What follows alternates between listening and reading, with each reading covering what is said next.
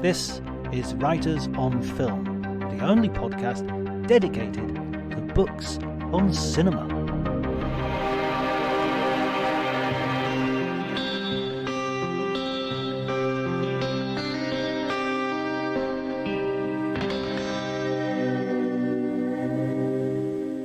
Hello everybody and welcome to Writers on Film. My name is John Bleasdale. I am a writer and film critic, and today I'm going to be talking to Charles Elton. Charles was a designer and editor in publishing before he became a director of the Curtis Brown Literary Agency. He's worked in television and been an executive producer on drama for ITV. He has also written several novels, including Mr. Toppit, but I'm talking to him today because of his new book, a biography of one of the most mysterious, dark, and interesting figures to come out of the new Hollywood 1970s moment of great creativity and originality in American cinema, Michael Cimino, with his new book, Cimino, The Deer Hunter, Heaven's Gate, and the Price of a Vision. It's going to be a truly interesting conversation about a fascinating subject. If you like it, please remember to like, share, subscribe, do all those things you have to do in order to make this podcast the growing success that it has become. Thanks very much to you, dear listener. You can follow me on Twitter, if you like, at Dr. Jonty, DRJONTY. But before you do any of that, please enjoy the conversation.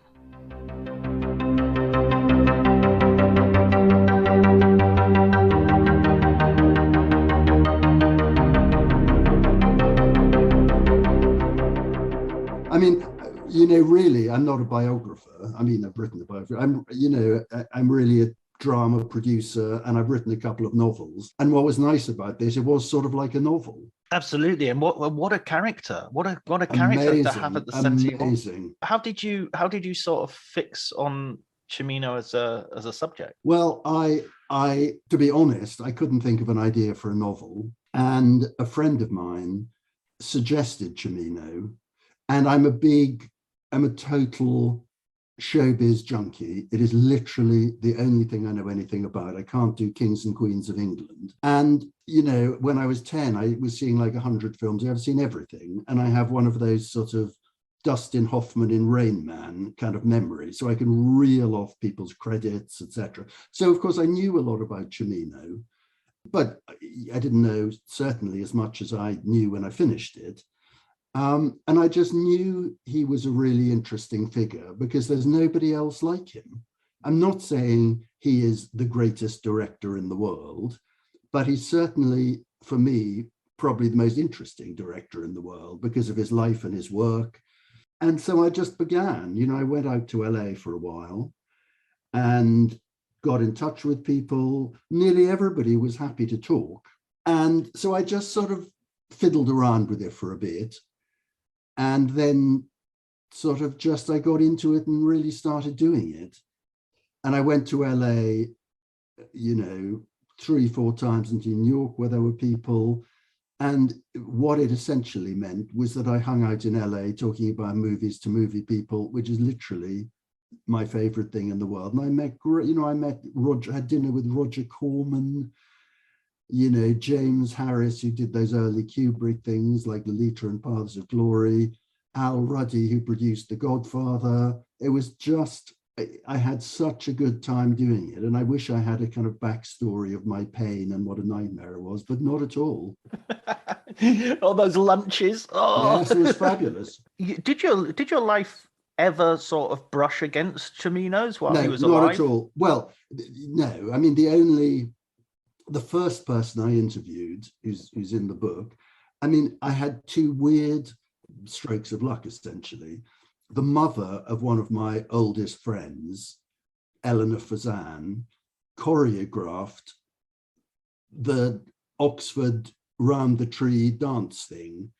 And when I was an agent, which I used to represent her, so I knew her really well. So that was one amazing stroke of luck. And the other one, bizarrely, my brother-in-law wrote Desperate Hours, and he has a writing partner.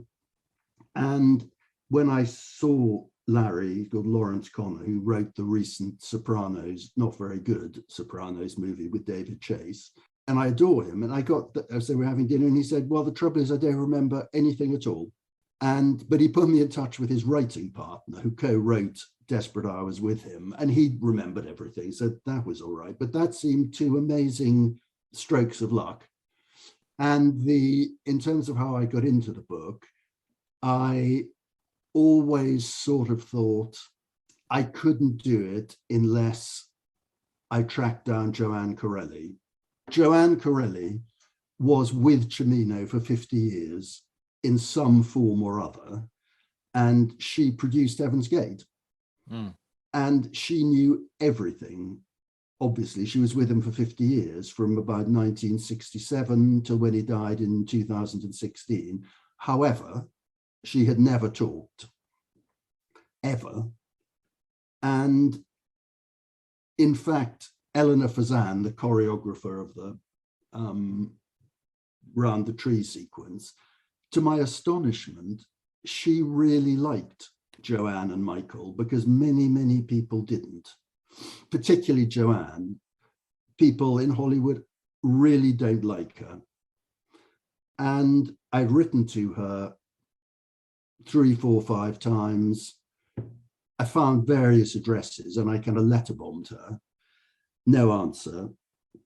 And when I discovered that Eleanor Fazan had been friends with her, and Michael and Joanne had stayed in Eleanor's flat, and I wrote to Joanne, and so I wrote to Joanne and said, I'm a friend of Eleanor Fazan, you'll remember, blah, blah, blah, blah. And to my amazement, she called me. And we talked for about an hour. She began by saying, she has a very kind of New York Italian voice. She said, I'm not telling you anything. But we talked for an hour, and I was going to be in New York next week, the week after. And she agreed to have dinner with me. And we formed an odd kind of relationship. But I had dinner with her 6 or 7 times over 18 months. And each one lasted till the waiters were putting the chairs on the table. But she did stick to her thing, which is, I'm not telling you anything. But of course, she did tell me things. But she certainly wouldn't go into personal details. She believes that she's totally the keeper of the flame. She believes that everything that has ever been written about Cimino is a lie. But we had a kind of cautious relationship. And actually, though she is a very abrasive, tough, frankly, quite terrifying woman, she's like 80, I grew fond of her. And I think in her way, she grew fond of me. And, you know, she would call me, like out of the blue, she'd call me in London, where I live, and ramble for about an hour. But so, as I say, it isn't exactly that she told me that much, but just she's a legendary, mysterious figure. And just by being with her, I kind of, I guess, like osmosis. And so once I got to her, then I kind of went on with it. And I made the decision that I wouldn't bother with the actors. I did talk to some of like 3 or 4 actors, like John Savage, who, you know, was in Heaven's Gate, the one who became paraplegic, because it's always a nightmare. You have to go to their agents and they're free or they're not free, or they will talk or they won't talk, or they say they'll talk and then they don't talk. And also, in my having worked with actors all my life, they never actually say anything that's very interesting. They always love the director. And the people who were absolute gold dust were the secretaries, the assistants, particularly the editorial assistants, or the editors too, because I talked to some of his editors, because they sat in a darkened room with him for a year. They know where the bodies are buried. And I found when I went to Kalispell, where they shot Heaven's Gate, I found the person who had driven him for 7 months. They are the people who know stuff. And that's where I got, you know, all the interesting stuff from. I mean, obviously, I knew he was a fascinating figure, but more than that, I've always thought that failure is more interesting than success. And I don't quite mean he failed, because obviously he didn't fail with Thunderbolt and Lightfoot and Deer Hunter and Heaven's Gate, though I think he failed with the other films. I mean, failure for your life to live up to your expectations.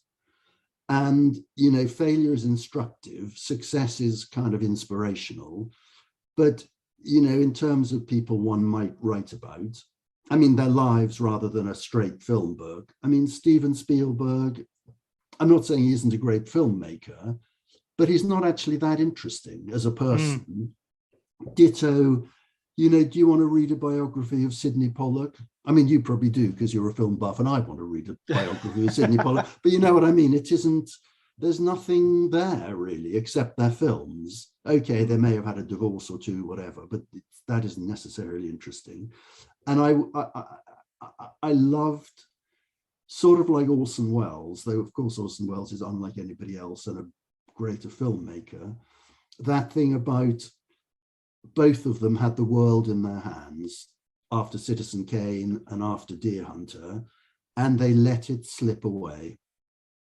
And I mean, you could argue that Cimino let it slip away because he'd done Heaven's Gate, which was such a giant flop. But even Orson Welles, with Magnificent Ambersons, he went off to Brazil to shoot that Everything is True or whatever, that sort of documentary about the carnival in Rio. And he just sort of assumed that his cut would be fine because nobody would tamper with it. And they did tamper with it. So he didn't let it slip through his hands exactly the same way, but he took his eye off the ball and nothing was ever the same again. He never had really any power. I mean, he had kind of power when he did Othello and Chimes of Midnight. So he had power, but he didn't have any money, which is a problem, which is why they were shot, like scenes were shot 5 years apart. I'm not saying they're not great movies, but he never really had power. And you see Orson Welles, who is the most incredible character, but you see him, you can get it on YouTube, you can see at the end of his life doing those Gallo wine commercials. And there's one particular one where a camera is running on set and he is completely pissed, trying to do the thing. And it's sad. And Cimino's later life was sad in a different kind of way, but just as sad. And I think, and maybe I don't accentuate the positive. I just think the positive is so much less interesting than the negative, I suppose. I had a friend who knew Cimino called Massimo Benvenu. He's I think he works in Amsterdam now at the ICE, and he told me that that Cimino told him, I learned how to make movies by making my first two my second two movies really, and I learned how to make a movie, and then they wouldn't let me make a movie for the rest of my life. That was the. Of course, like anything Cimino said, that's not totally true. I mean, where he learned how to make movies, the commercials he did in New York, you can get them on YouTube. There's 3 or 4. So that's where he learned it. But what is true is that he wasn't that interested in movies. He wasn't a movie brat, like De Palma and Scorsese and Spielberg, who hung around and watched old Jean-Luc Godard movies and knew everything and understood, Abel Gance and the silent movies. He wasn't like that at all.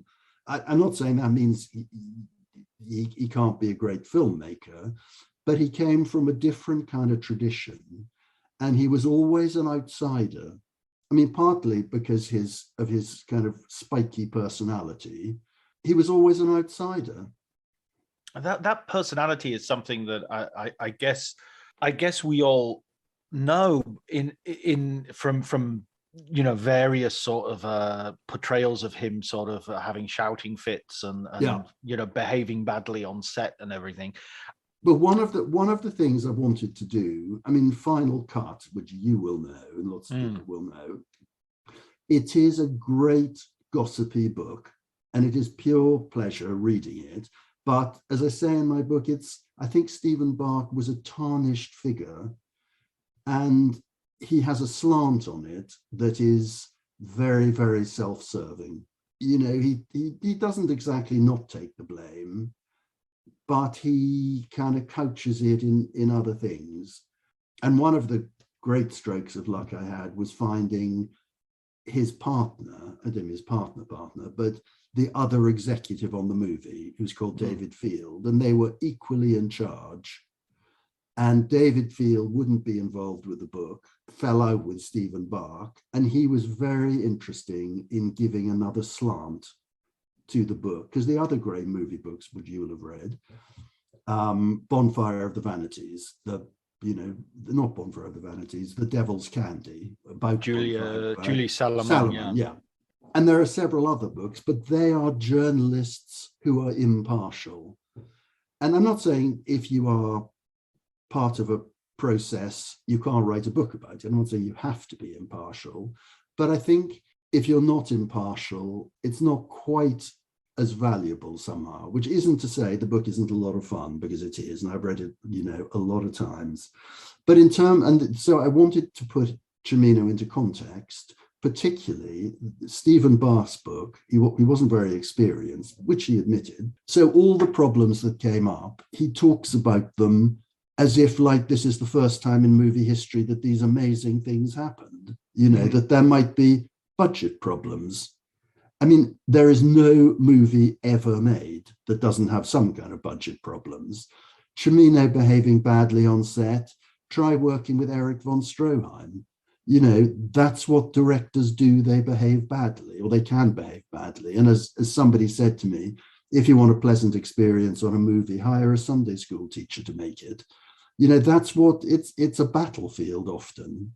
And even if it's a pleasant experience, which sometimes it is, there are a lot of battles along the way, and the battles might be handled better by other people than Cimino. But, David Lean on Ryan's Daughter, it was in principal photography for a year when there was that big storm sequence, and he hung around in Ireland, but, inevitably the storm didn't come. And he picked up the entire crew, flew them to South Africa. I mean, God knows how much that added to the budget. That's what they do. And the other thing that always surprises me is that people expect great artists to be nice people. I mean, you think Picasso was a nice guy. I mean, I didn't know, but I've never met Picasso, so maybe he was. I doubt it. I really doubt it. And in order to achieve a vision, you have to fight for it. And if you fight for it, maybe not that many people fought quite as hard as Cimino, there is a trail of bleeding bodies behind you. Literally, in the case of David Lean, there was a famous scene with a woman in the train sequence in Dr. Zhivago, where she fell on the tracks and had her leg cut off by the train. And Lean was sort of like, okay, clear that away. That's set up for the next shot. Collateral damage. Yeah. Probably an extra, so therefore that's fine. Yeah. Or another one was Sergio Leone when he was shooting The Good, the Bad, and the Ugly. Oh, no, Once Upon a Time in the West. And that famous Canadian actor with a scar, who's one of the people waiting, jumped out of a hotel window, killed himself. And Leone ran after the ambulance because he was wearing his costume, and he wanted to get the costume. We can shoot shoot a reverse shot. We put a stand in it, and it's just like that's what they're like. Yeah, they're focused on their vision. So let's go back a little bit to the beginning of Cimino and how he, I mean, like his family. I mean, this is the bit where I don't want to get into too much detail because of various surprises that sort of pop up. But what was his sort of background? Where was he coming from? He was born in Brooklyn. His parents were Italian immigrants. I mean, I think they were like second, maybe third generation. Because one of the things I think is incredibly boring in biographies is when they go back to, in 1820, his great, I dump all that. So I just began with that. So when he was 10-ish, they moved out to Long Island, which was safer, leafier, easier than Brooklyn. And they moved to a town called Westbury, which is about an hour out of New York on Long Island. And he had, well, as you know from the book, there are many different stories. And of course, the great thing about Cimino is there are many different stories about literally everything. And so he essentially he had two brothers. He was the eldest, and he grew up in a middle-class Italian family. They weren't particularly Italian. He didn't really speak Italian at all, and I don't think they spoke Italian at home. And his father was a music publisher, and his mother was a seamstress who specialized in wedding dresses. And they had an utterly conventional, nice, middle-class life. And so he goes into college and then a career in advertising. Yes, he did. He went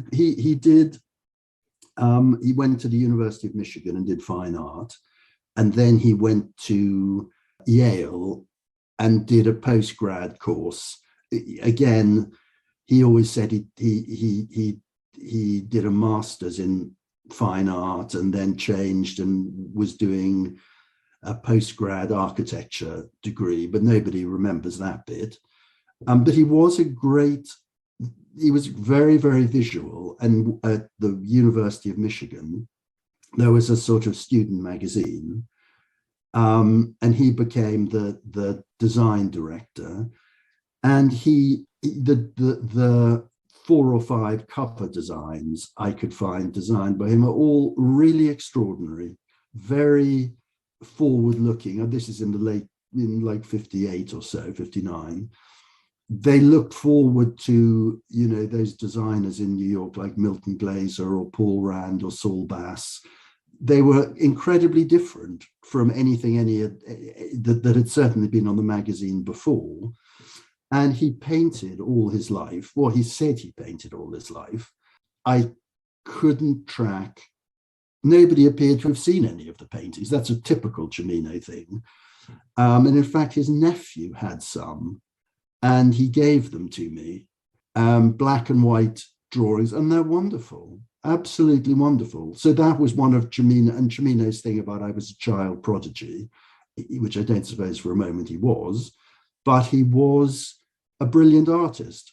It's so interesting having to disentangle this character who's such a fabulist about himself. Yes. And I mean, you have at the very beginning of the book, I think, a wonderful moment where you're kind of standing outside his house and wanting to get in. Yeah. But there's this feeling that there is a locked room.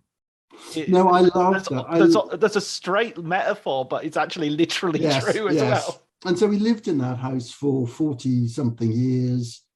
I never did get into it, which I freely admit. Joanne, who owns the house, she lives in New York and doesn't like LA, but there was no way in the world she was going to let me go in the house. So I didn't, but I did go and climb over the fence and take some photographs. Sorry, I lost the thread. Was it a tall fence? It was, well, there were 2 fences. I had to get over the first fence. There's a long driveway leading up to more gates. But the story that I heard is that when he died, the house was just locked up. Nothing was touched. So it was like Miss Havisham in Great Expectations. Yeah, Miss Havisham's wedding cake. Exactly. And so that totally fascinated me, particularly, and also the room. I mean, that was probably an exaggeration too, but who cares? It's a great story. And only now is Joanne doing something about the house and clearing it out. Do you think there's an opportunity there that at some point she'll get in touch with you and say, look, I found a load of stuff you might be interested in when hell freezes over? This, as well, this idea that Joanne said to you, or at least you get this idea that she's the keeper of the flame. Oh, absolutely. But how is that flame being kept if she's not putting out her narrative, putting out her version of the story? I mean, she always said, she talks about Michael in the present tense. So she would say, Michael and I have never wanted a biography to be written. And it's true. And she has never sought any publicity at all for herself. She gave a few interviews around the time of Heaven's Gate because she was the producer. She has never been interviewed since then, hates LA, doesn't really have movie friends. And like you're finding it odd that she doesn't want to correct the narrative, but she always says, I'm not going to correct these stories, which are all lies. And what she does do is there are a lot of old Cimino scripts, and she goes to Europe sometimes to try, because his career was resuscitated in France, because in France they love all those kind of failed American directors like Sam Fuller or Nicholas Ray. I don't mean they're failed exactly, but you know what I mean. Yeah. So Europe is the only place she'll get it together. And that's what she does. And I don't think with a great deal of success. But she was odd in that, though she said she didn't want a biography, she did agree to see me often. But she never, I mean, I thought when I first met her, or just before I first met her, that she wanted to talk, but she didn't know it yet. Sadly, that turned out to be completely untrue. And she didn't want to talk, though she did. I mean, I spent hours with her. So we did talk about all sorts of things. We talked about things other than Cimino, but she never really asked about the book. I sometimes told her who I was seeing, and she would do a kind of, huh, but she never really asked. So I thought maybe she wants to keep me close, to keep an eye on me, but not really. And the one thing I asked her to do, in that I knew she wasn't really, I mean, she did, of course, she did tell me stuff. There, as you'll know, there are so many negative things about Cimino out there on the internet. People saying how ghastly he was, how awful he was. I mean, hundreds of them. And I asked her if she would put me in touch with people who loved Cimino. And she didn't. She wouldn't. And I found I found 5, 6 people, I'm sure there probably were more, but I couldn't find them, who did love him and who were part of his life in the last years in LA, where he was sort of reclusive, but he did have friends and he did go out. And I talked to some people who really did, who worked with him often and did love him, but I found them, she wouldn't even give me them. I mean, she genuinely isn't interested. I don't mean she isn't interested in Cimino. She's genuinely not interested. And it is, to a normal person like you and I, if we are normal people, it is sort of slightly inexplicable why she wouldn't. But like a lot of things with Cimino and her, I can't explain it. I just put it out there and people must make their own minds up. Yeah, it's almost like, you know, if you were in charge of somebody's legacy, you would want to correct that legacy and preserve the good stuff. Not at all. Not at all. And the people he was friendly with in LA, because he was such a great compartmentalizer, none of them knew each other. And he would meet, he loved restaurants. He would have restaurants for each of them. I'm talking 4 or 5 people who didn't know each other. One person he would always go to this restaurant with, another person he'd always go to that restaurant with. So he kept them apart. And the bizarre thing is that none of them ever met Joanne. Even a journalist, film journalist called F.X. Feeney, who was incredibly helpful, who sadly died, he had been friends with Cimino for 30 years and had never met Joanne. So everybody was kept separate. And was it possible then that Joanne didn't even know that F.X. Feeney existed as a friend on? Could the compartmentalization? No, she, typical of Joanne, I said I was seeing F.X. Feeney. She of course knew who he was. And she was very, you know, he's got an axe to grind, he's always after something. And in fact, you know, he knew Cimino after Heaven's Gate, and there was nothing to be after because Cimino's career was in free fall. You know, if you wanted to butter up to somebody, you might butter up Tarantino or Brad Pitt, you wouldn't butter up Cimino because he could not open any doors for you. You know, go to a restaurant and say, I'm a friend of Michael Cimino. They're not giving you a table. It was very odd that because everybody has betrayed her, and she will certainly think that I have betrayed her. Do you think she'll read the book? Well, that's interesting. When like 4 or 5 weeks before the book came out, I sent all the people I talked to a picture of the cover, and just to say, you know, thank you for your contribution. The book's coming out in a month. And I sent it to her, and I've never heard anything. But, you know, if suddenly the phone rang, it's Joanne Corelli, you know, I wouldn't be surprised. She is very unpredictable. And I think, and lots of other people do, I think it is pretty sympathetic to him, even though I don't hide the bad things. No, absolutely. I thought I came away with it with especially that corrective that you do as you go through Heaven's Gate. But let's come to that in a minute, because I want to. Clint Eastwood. Well, first of all, he starts his career as a director, really as a writer, and then moves into directing, which is kind of, again, seems a slightly odd path, considering that he's sort of coming from the visual arts, that he should start writing. So that's a skill that he has, that maybe some people from that area, that world, wouldn't necessarily automatically have. And then his first directing job is Thunderbolt and Lightfoot. Thunderbolt and Lightfoot. With Jeff Bridges and Clint Eastwood, which actually it's a genre movie. It is Cimino's touch of evil, a kind of genre piece that he turns into something remarkable. It might even be my favorite film of his. But the weird thing was that he was one of the most famous commercials directors in New York. He made a lot of money, but that doesn't have traction in Hollywood.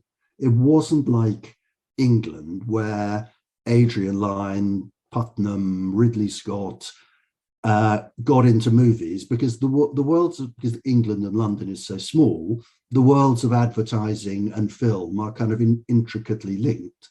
Whereas certainly in the 60s, all commercials were shot in New York.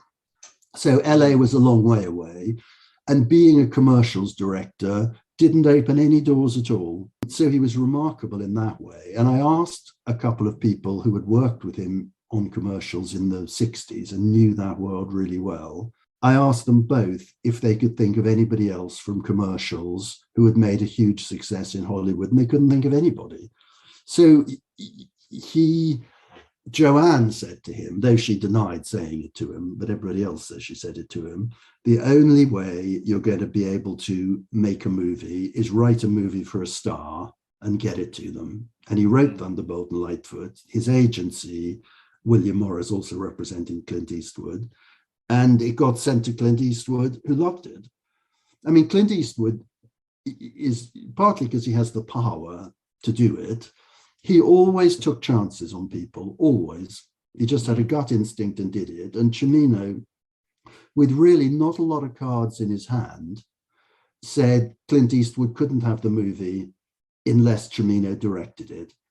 But Eastwood worked with quite a lot of first-time directors, and he took the chance. And he gave Cimino a bit of a test by getting him to do the second half of Magnum Force, because John Milius was writing it, but halfway through he was offered the job of directing a movie he had written, which was called Dillinger, with Warren Oates and Richard Dreyfuss.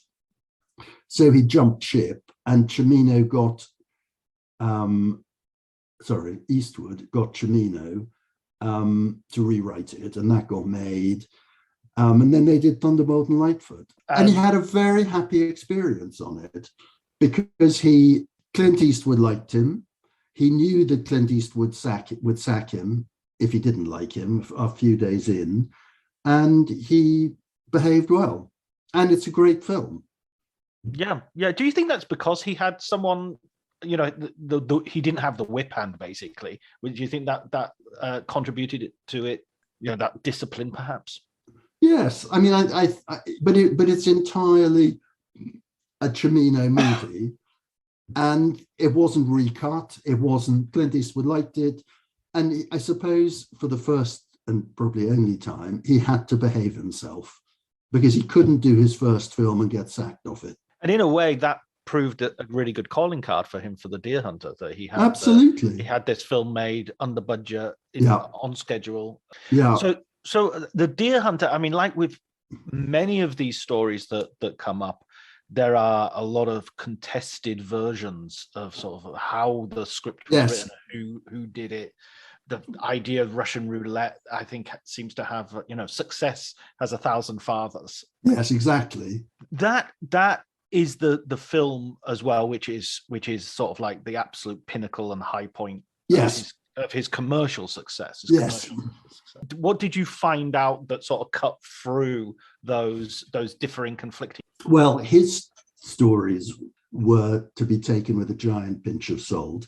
As I could put it together, he'd written a movie called Silent Running, which was a rather good science fiction movie in about 1970.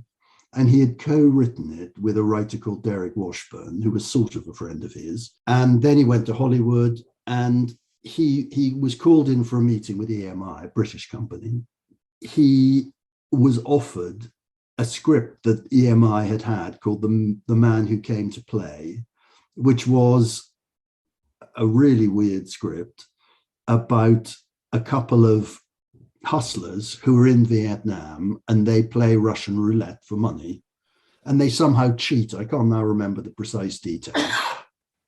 It's not political. The Vietnam War is a kind of backdrop, and the two guys, the two hustlers, they're like Butch Cassidy and the Sundance Kid, or Danny Glover and Mel Gibson in Lethal Weapon.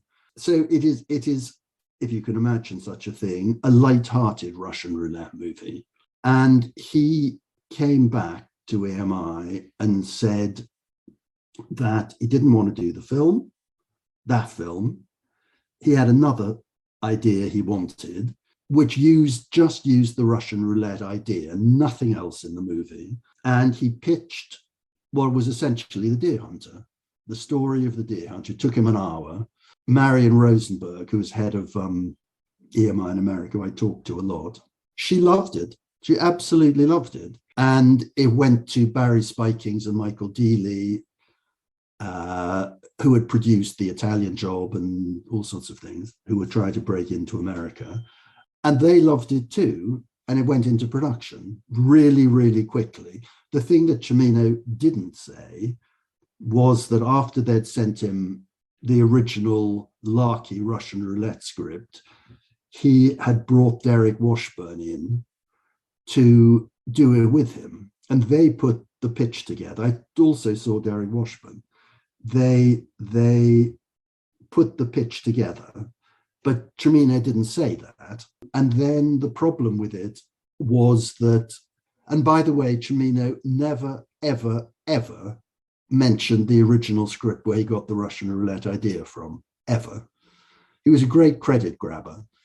And Derek, so EMI commissioned the movie, but for tax reasons, it had to go into production within about 3 months. So like no script, incredibly complicated film, 3 months. In fact, in the end, it was 5 months before it was made. And the problem was he had to prepare the film, locations, etc., etc., etc. And he said it might be a good idea to bring in another writer who he happened to know called Derek Washburn, but he never told EMI that he'd already worked on it. So Derek came out to LA. They worked out in more detail. The original pitch was pretty detailed. Anyway, so Cimino goes off and Derek Washburn writes the script. I mean, it is a bizarre story in terms of timing. The contract was signed for Derek Washburn was hired on December the 6th, 1977, or maybe 76, I can't quite remember. And within 6 weeks, he wrote the script. Cimino came back to LA and sacked him. And Cimino's story was that the script was so terrible, he had to rewrite it. But I've seen that original draft, 6 weeks after Derek Washburn was hired, and it is more or less the same as the final script. So Cimino couldn't have rewritten it. So they sacked Derek Washburn. He and Joanne went back to New York. He allegedly rewrote the script, which I don't believe he did. And he was very cruel, Cimino, and he gave interviews saying, Derek Washburn was drunk all the time. The script was complete garbage. So, and then he makes the movie, and there were endless problems with the movie. But as I said, there are endless problems with all movies. And, it was difficult shooting. He was incredibly slow. But as I say in the book, he wasn't slow. He took as much time. So it wasn't like he tried to do it in a day, but it ran over, so it took 2 days. He knew it was going to take 2 days, even though the schedule only had given him 1 day. So he was absolutely meticulous. And if you read both Heaven's Gate and Deer Hunter scripts, every single thing is covered. If the script says, he looks over his shoulder briefly, he looks over his shoulder briefly. I mean, he was an amazingly meticulous filmmaker. I think as you say, that's quite common for filmmakers to push. I remember an interview with Michael Mann, and he was in the middle of shooting Heat, and some sort of production executive came into his trailer while he was having lunch and said, we really need to speed this up, Michael. And Mann just immediately said, right, okay, reset everything. We're going to go again. We're going to go back to the last shot as a way of sort of saying to the executive, this is a Michael Mann picture. I'm going to do this exactly as I want to do it. So that Cimino-esque sort of perfectionism, I just think. Again, Stephen Bach talked about it as if it was the weirdest thing in the world. But as you rightly said, that's what they do. Yeah, absolutely. That example that you use as well of David Lean, it's sort of that story is told so many times of the sort of the director waiting for the right wave to crash. Yeah. I remember Marlon Brando for One-Eyed Jacks. Also, that was sort of like the story on that film, that he was waiting for the right wave or the right cloud to pass. I'm sure it's true, and again, that's what they do. He's already on pre-production for Heaven's Gate when the Deer Hunter comes out and sort of has a sweep of the Oscars. That gives the impression that this guy's snowballing. This guy's going to be this is going to be like a momentous career. What do you feel sort of goes wrong with Heaven's Gate? From the book, I got the impression that it was almost like a loss of nerve on the part of Cimino.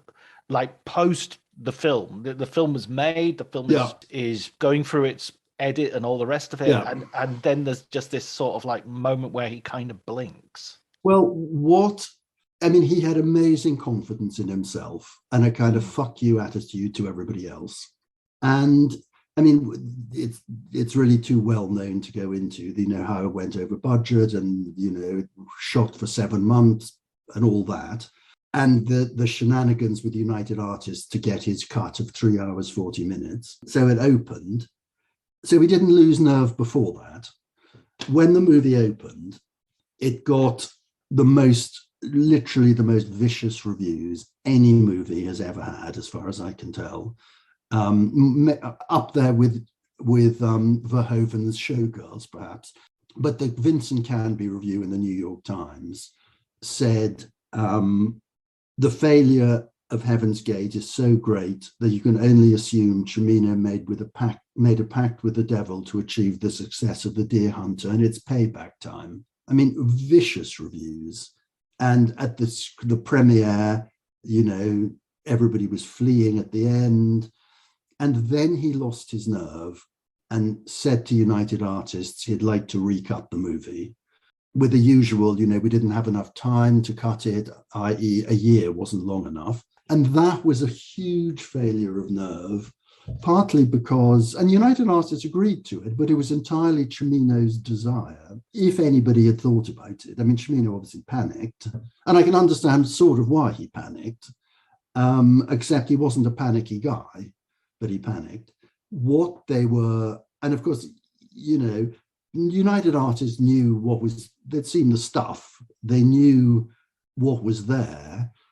And if you cut an hour out of it, it would be the same but shorter. There weren't any new sequences. There wasn't this, there wasn't that. And when I saw, which is what I saw first, the second cut at 2 hours 40, I thought if I ever saw the long version, I might understand the story a bit better, i.e., what is John Hurt doing there?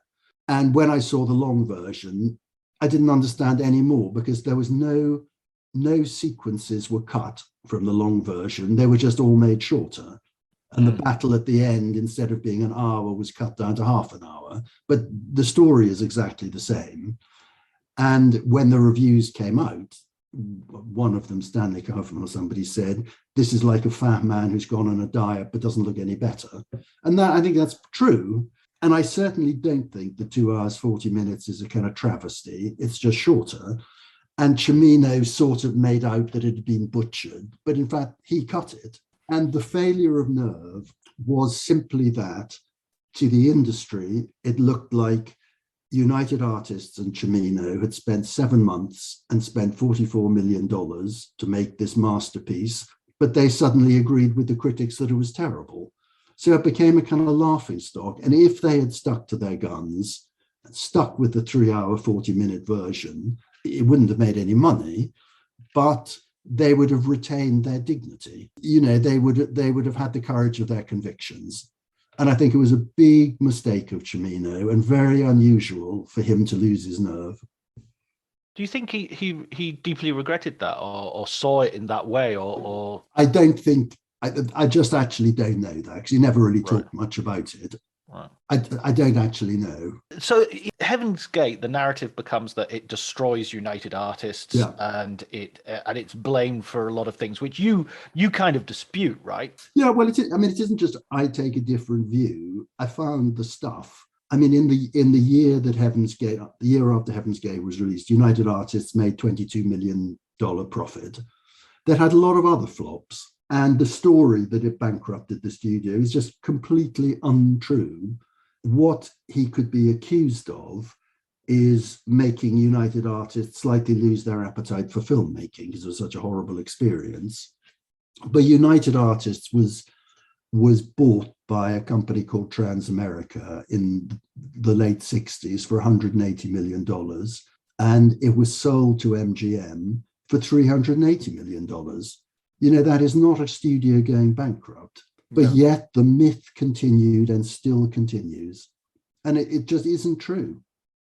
Do you think there was a sort of a night of the long knives for Cimino because he'd sort of made some enemies? He made his enemies along the way. Absolutely. And I think a lot of things were blamed on Cimino. The fact that all those auteur directors, Bogdanovich, Coppola, not Scorsese so much, Robert Altman, after those early successes like Last Picture Show, Easy Rider, I've now run out of ones, but you'll know them. Taxi Driver. Well, as I say, Scorsese was always different. But the movies they made after those first cheap successes, obviously they were more expensive, they had more power, and, you know, they all flopped. You know, the movies that Coppola did, like The Conversation. I mean, the difference is The Conversation is a great, great, great movie, but it flopped. But he did some not good movies, as did Altman, as did Brian De Palma. Even Spielberg has 1941. Exactly. And Cimino was sort of blamed for the fact that other people had failed. And it was easy to put it on one guy. Yeah, it was sort of like, let's put all these geniuses back in their box. Again, going back to Orson Welles, a little bit like RKO, saying, you know, we're not going to have any genius anymore. Yeah. You know. So his post-Heaven's Gate career makes for kind of sad reading. Although I quite like Desperate Hours, and I quite like wow. Year of the Dragon is lots of people love Year of the Dragon, right? And at least it's a proper Cimino movie, even though I think it's got a lot of things wrong with it. Lots of people love it, and I can see why they love it. It's a proper Cimino movie. I think Mickey Rourke is terrible in it. the Chinese girlfriend is absolutely terrible in it, but it has a lot of great things in it. John Lone is wonderful. The shootout in the restaurant is wonderful. The battle on the bridge at the end it's full of great things. And the Desperate Hours, no. No, well, I think that the problem with Desperate Hours was he had somehow lost his feel. You know, the script was written for the main character, not Mickey Rourke, but the father of the family that Mickey Rourke invades, was a like mid-30s American chaser after the American dream. And he was played by Anthony Hopkins. I mean, it just doesn't work. And the house they live in, which was built in a studio, is the most grandiose house. You can't quite believe they would, I mean, I don't mean they were poor, but it's like a castle. I mean, it is huge. And I just didn't believe a word of it. And it's you know, Desperate Hours, it was a novel, it was a play, it was a movie directed by William Wyler. It wasn't crappy material. Other people had made good stuff out of it, but he couldn't, because I think, I mean, Year of the Dragon, he was more or less in control of. The other movies, he certainly didn't have final cut. They were pretty conventional movies, the last three, but somehow he just couldn't work unless it was all him. He just, you know, other people like Orson Welles. I mean, when I compared Thunderbolt and Lightfoot to Touch of Evil, the difference was that Thunderbolt and Lightfoot was Cimino's first movie. Touch of Evil was Orson Welles' 12th movie, whatever it was. But very cleverly, he managed to make it an Orson Welles movie. He rewrote it, and it was an Orson Welles movie, and people love it. It's a great movie, even though, of course, it was recut. But it wasn't recut like Beneficent Ambersons. It was tinkered with by the studio, but it's still a masterpiece. Cimino just couldn't do that. And he had, what was it, the Sicilian as well, which was... well, the Sicilian is really, really a dreadful movie. Right. Desperate Hours, I think, is a terrible movie. Sunchaser, the last movie, has some really good things in it. They all flopped. The Year of the Dragon probably just about made money. The others all were huge flops. I mean, Sunchaser, which cost $30 million, grossed $30,000. I mean, it was literally hardly shown. And it's not a terrible movie. And he was, I mean, I don't know. It's like usually in Hollywood, they love their second acts. You know, they love their their comebacks, and you know, the career of Mel Gibson is almost entirely made of comebacks and second acts. But nobody wanted to do that for Cimino, or Cimino himself was just highly resistant and self-destructive. Well, I don't think he was actually offered anything after Sunchaser in 1996. He wrote a lot of projects, though who knows how many. Which is in this famous locked room that we exactly. And, you know, he turned some of them into novels. He wrote novels and turned some of them into screenplays. Joanne said it was impossible to know because there were so many different versions of everything. And Man's Fate, which is a big epic-y set in the Chinese Revolution in whenever it was, in the 30s. I told you I only knew about movies. Chinese history is beyond me. You know, he did go some way to getting it, but he never got the money. And the people I talked to said, you know, he wouldn't compromise on the budget. Even then, you know, if he didn't get enough money to make it, he wouldn't make it. And it's sort of impressive. And I think possibly, though he would never admit it, he was kind of frightened of doing another movie. Somebody told me that Irvin Kershner had wanted to do a movie with him. I mean, he was a director, but he was going to produce the movie. And Cimino wouldn't even meet him. You know, he had lost his confidence in some way. I mean, not surprisingly. And what didn't happen to him was what happened to Robert Altman, who was out in the wilderness for a long, long time and made some pretty terrible movies, and suddenly came back with The Player, I guess. The Player, and then Shortcuts. And Shortcuts, The Player, and he came back at that was a either a second act or a third act or maybe a fourth act. But he came back and did critically well-received movies. Yeah, absolutely. And after he's sort of out of the picture in terms of making films or getting films made, then you have this chapter in his life which has, I don't know, it sort of, he becomes, locked in his Xanadu. There's the plastic surgery. There's the cross-dressing. Yeah. There's also like a reference that is made. I think you quote his memoir where he's talking about anorexia. Yeah. And so there was all this sort of adding to the legend, if you like. Yeah. And I mean, he was, you've seen the photographs, he was always a kind of chunky guy and always had, I don't mean weight problems, but his weight would go up and down. He became literally like a stick insect or a chipolata stick. And the thing about anorexia, I mean, that book, which was only published in France, that memoir, I think he was doing a kind of 8.5, writing about a director called Michael Cimino, but quite whether the Michael Cimino in the book was Michael Cimino, it's hard to tell. It's like a weird dream, the whole book. It's not long, it's about 50 pages. It's like a weird dream, and obviously some of it is true and some of it isn't true. And it's hard to tell which bits are which. And the drinking, I mean, people said, who I talked to and knew him well, said, he had a big drink problem. Other people, I mean, Joanne said he never drank at all.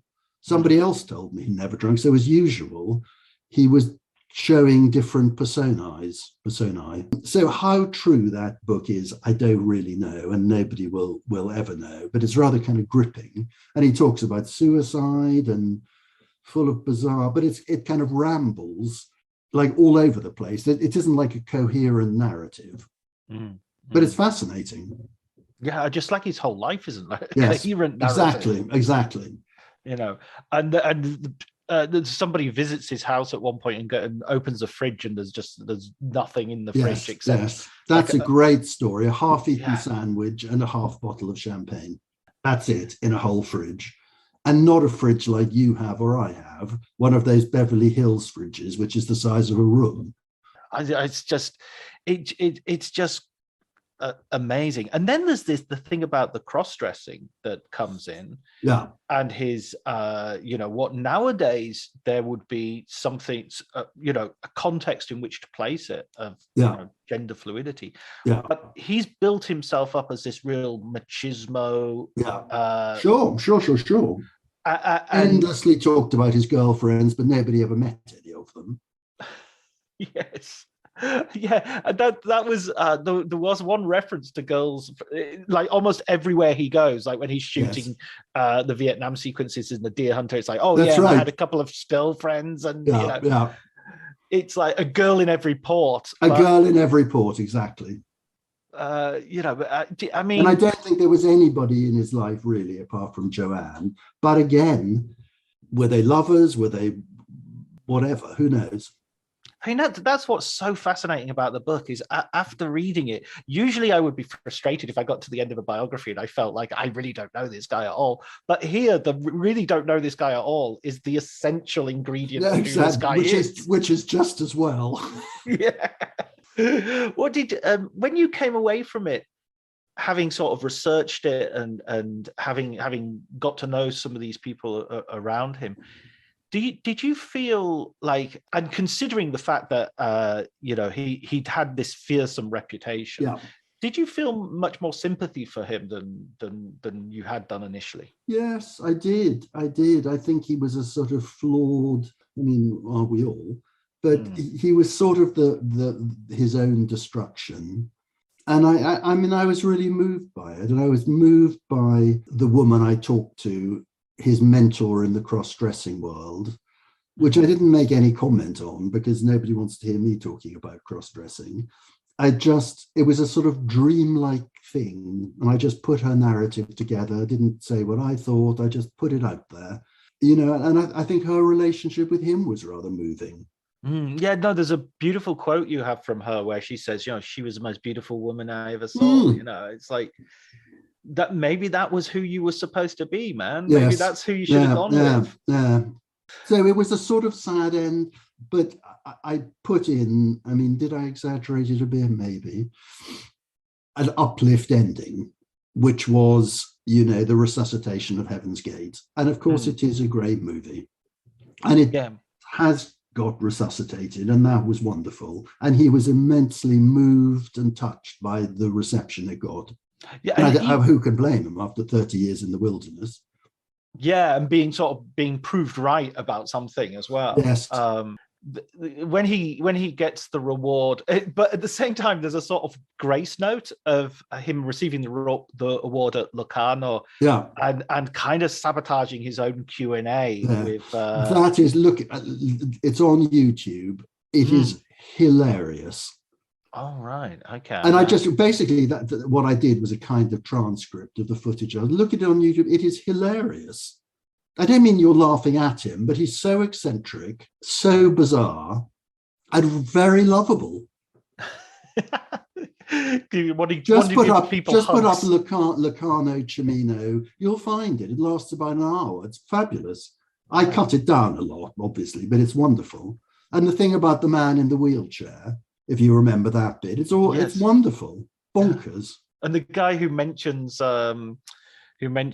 Joanne's husband, David Mansfield, exactly, and he's like, don't want to talk about that. Yeah. brilliant.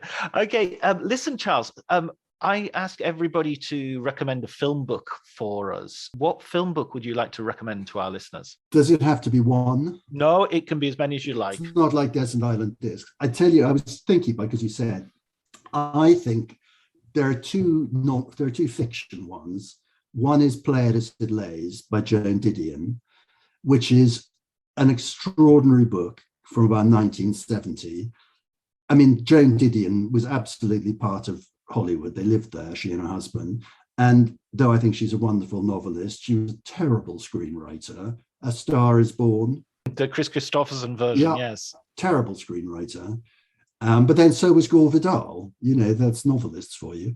Anyway, Play It As It Lays is about an actress married to a director who's making a film and has a kind of long nervous breakdown. It is it is LA in the 70s. The drugs, the freeways, the independent. It's wonderful. So that's one.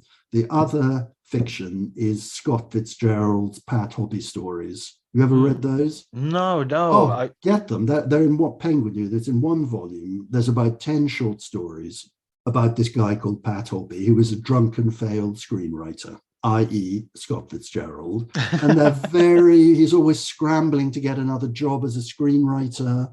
And it's sad and it's very funny.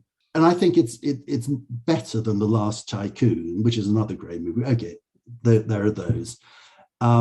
I think, though, I dare say everybody will say this, I think Peter Biskin's Easy Riders, Raging Bulls is just a great, wonderful book, which I obviously used a lot.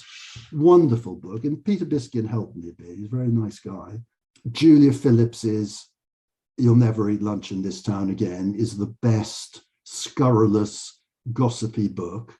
I think that's it. Brilliant. I could come up with hundreds more, but I won't. There are some good recommendations there. Joe Didion, I love that novel. Yeah. It's such a great novel. Although I did like Panic in Needle Park, which is one of her screenplays. No, I agree. Panic in Needle Park is probably the best of them. The best of them. Did you see Up Close and Personal? Yeah. No. Oh, sorry. I'm going to do one more book. Sorry. Go ahead. Her husband, John Gregory Dunn, he bizarrely in the late 60s, by 67, he asked Dick Zanuck at 20th Century Fox if he could come and just sit at the studios and write a book about what was going on.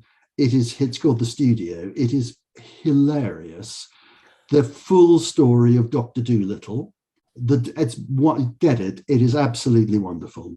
Oh, brilliant! That's going straight on my list. Yeah. I've heard of some of those, but so the F. Scott Fitzgerald. I remember talking to James Ivory a couple of years ago, and I asked him if there was any any adaptation that he wished he'd done, and that was one of his. He'd been working on that for ages, and it just never came off. Brilliant! So it's time I read them. You should. Super. Listen, Charles, thank you so much for talking to me, and congratulations on the book. Cimino is a brilliant read. I really Yeah. Oh, enjoyed well, it. thank you. I really enjoyed it. I love doing, I mean, I enjoyed talking to you, but I love doing the book. And good luck if you can cut this interview down into anything kind of that has a narrative through line. So, but that's your problem, not mine.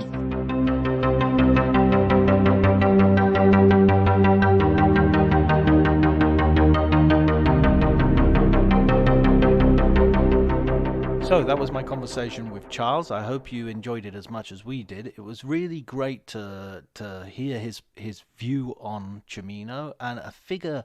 Honestly, we tried not to spoil the book because there are some twists and turns in the book which left me very, very much surprised. I don't know if you come away from the book with any sort of certainty about who Michael Cimino exactly was. But in a way, that's kind of the beauty of it. The locked room, the enigma wrapped in a puzzle, buried in a mystery. I'm not sure what the quote about Byron was originally, but it's something along those lines. He's recommended books. There were too many for me to list here, but it was Joan Didion's Play It As It Lays, which is a novel. It's great to have someone recommend some novels as well. Easy Riders, Raging Bulls, Peter Biskind. The F. Scott Fitzgerald stories, which I'm going to look up myself and dip into. And I think there was John Griffin Dunn's The Studio as well, which I think has been nominated before as a recommended book. So that's super. That's great. I'm not entirely sure what our next episode is going to be. We've got a Mario Bava biography coming up. Not necessarily biography, actually. Maybe just a critical study of Mario Bava. We're going to be looking at that. There are some other people who I've contacted and who were arranged to book. One of them is George Stevens Jr., a wonderful and historic, one of the founding members of the AFI, the American Film Institute, and I'm currently reading his memoir in preparation for the interview, and it is riveting, absolutely riveting. It's a real honor to be able to talk to such an important and significant figure in the world of cinema. Okay, so I guess I've talked for enough. I don't want to try your patience too much, so I will simply thank Ali Harwood for his artwork. I shall also thank Elliot Atkins for his music, which is always perfect. And I will thank you too, listener, for staying until the end, if indeed you're still here. And until next week, please take care.